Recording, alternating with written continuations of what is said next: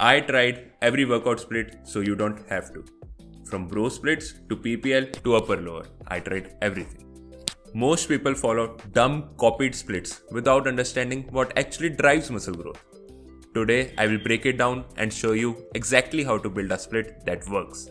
If you watch this full video, you will have the complete idea to design a workout split that is best for you. I have put a complete checklist at the end, summarizing all that you would need to design an ideal workout split and put my own tried and tested routine. Before we get into the video, let's see if your workout split is trash. If your workout leaves you sore and tired for days, or you are not progressively overloading consistently and it is making you go to the gym more than 4 to 5 times a week, your routine is most likely a load of bullshit. Common gym splits like the bro split and PPL are subpar. Now let's discuss what actually makes a split good. The first thing that matters, and the biggest mistake people usually make, it is how often you train a muscle. This is called training frequency. You can't expect to grow a muscle training it once and ghosting it for 7 days straight. Frequency is the first thing we need to fix. Why do muscles need repeated stimulus? Research indicates muscle protein synthesis to be elevated up to 36 to 48 hours post-exercise before it returns to baseline. So if we train a muscle group only once a week, we are leaving out potential growth during the days when muscle protein synthesis is not elevated. More frequent training means more muscle protein synthesis spikes, which means better growth. Not training muscles in between will lead them to enter in a rather catabolic state, which will lead to muscle breakdown. More frequency will lead to increased effective volume, not junk volume. Also, it will lead to increased indirect volume through compound exercises. Example, when we train bench, we get a stimulus on delts and triceps too. Bench is a direct volume for chest and an indirect volume for triceps and delt. Thus, increasing frequency will lead to increased indirect volume. Indirect volume, though being a submaximal stimulus for growth, is still a good addition to frequency, helps to decrease fatigue, increase volume, and increase neural adaptation. These things together will ensure progressive overload. Now we know why frequency is so important. But how much frequency should be there? Frequency should be at least 2 times per week for every muscle group. Having frequency 3 times per week didn't show any more muscle growth when equated for volume. What I would recommend is hitting every muscle group 2 times per week, and the muscle groups which are lagging or you are prioritizing, hit them 3 times per week. This will increase their volume and thus maximizing growth. I don't recommend training every muscle 3 times per week because that will increase fatigue and it cause recovery issues. So now that we have nailed how often you should train a muscle, let's talk about volume. How much work should you give a muscle? Volume is the product of sets, reps, and weights we do throughout the week. From a hypertrophy standpoint, we only need to worry about the amount of sets we do throughout the week. I know this is going to rate some people, but 6 to 10 sets for each muscle group each week is the sweet spot. And yes, we need to count indirect volume too here. Now, how much of your volume should come from direct work or indirect work? Since indirect volume is a submaximal stimulus for growth, it should constitute less of your total volume. I would recommend more direct work for the muscle groups you are prioritizing at the moment. This would mean doing more isolation exercises over compound exercises. You need to avoid junk volume. Practically, in a workout session, only 6 sets per muscle group are hypertrophic. Anything more than that is junk volume and causing unnecessary fatigue. Even 6 sets is too much fatigue.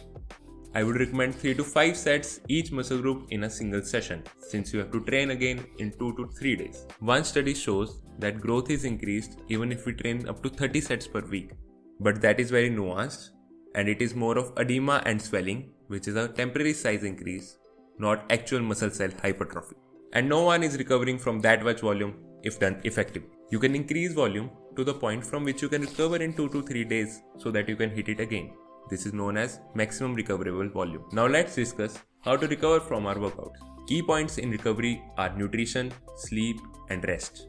Nutrition is the most important pillar for recovery. I won't dive deep into nutrition since it's a separate video in itself.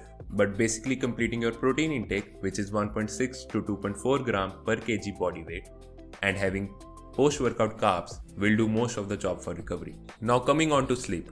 Having 7 to 8 hours of sound sleep will help you get recovered and reduce CNS fatigue. Since we know muscle protein synthesis is elevated for 48 hours.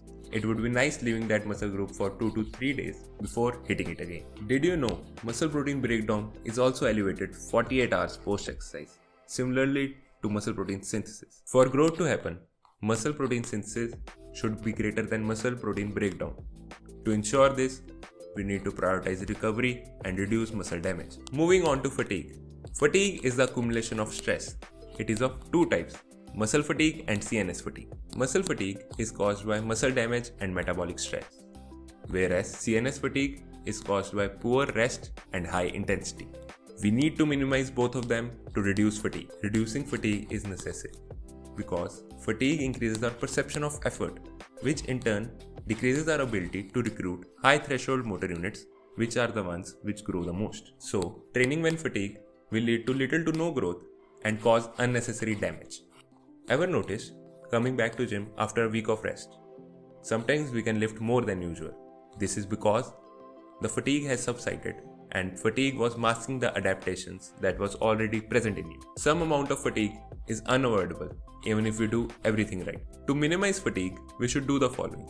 Smart volume allocation, as we have already discussed. Don't do stretched and lengthened biased exercises, as they cause more muscle damage and not necessarily greater growth, except calves, quads and chest, which show greater muscle growth under stretch. Do exercises that you love doing, because that will decrease your perception of effort and increase your high threshold motor unit recruitment pool, which will lead you to have better growth stimulus and lower CNS fatigue. Avoid chasing pumps and muscle soreness. They only cause damage and no growth. Avoid training till absolute failure in each and every set of the session. Learn to leave one rep in reserve. This will substantially reduce CNS fatigue. Avoid high rep sets.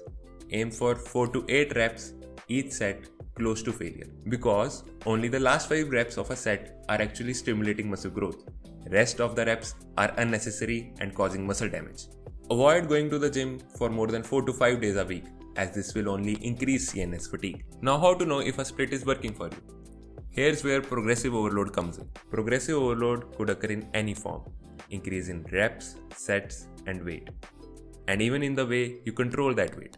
Progressive overload doesn't cause muscle growth, rather, it's some indicator of muscle growth. If we cause muscle growth, this would show in an increased progressive overload, since muscle growth cannot come without an increase in strength. So progressive overload is just a metric to indicate strength increase, which in turn indicates muscle growth and neural adaptation. Now we have covered all the principles we need while making a good split. You need enough frequency to hit every muscle group 2 times per week.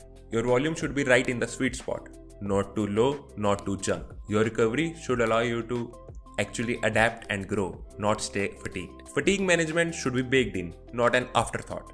And of course, without progressive overload, none of it matters. To put all of this together, I would suggest following a upper-lower split and allocating a day to lagging muscle groups. Here's my tried and tested split. You can take a screenshot for your reference. If you liked the video, consider subscribing.